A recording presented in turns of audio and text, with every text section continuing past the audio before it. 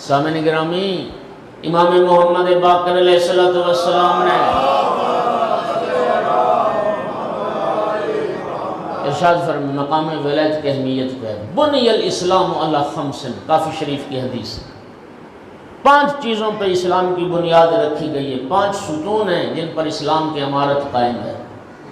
پہلی چیز نماز ہے، دوسری چیز زکوٰۃ ہے، تیسری چیز روزہ ہے، چوتھی چیز حج ہے، 5ویں چیز ولایت ہے۔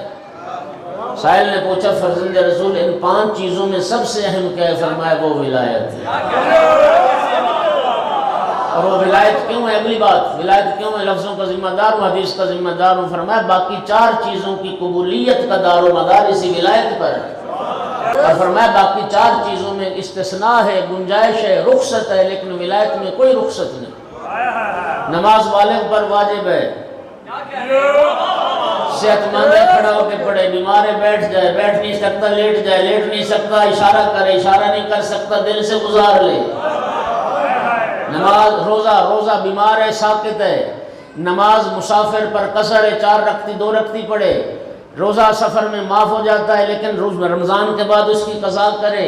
زکوٰۃ اس پر واجب ہے جو صاحب نصاب ہے، صاحب مال ہے۔ حج اس پر واجب ہے جو مستطیع ہے، صاحب حیثیت ہے، صاحب ثروت ہے۔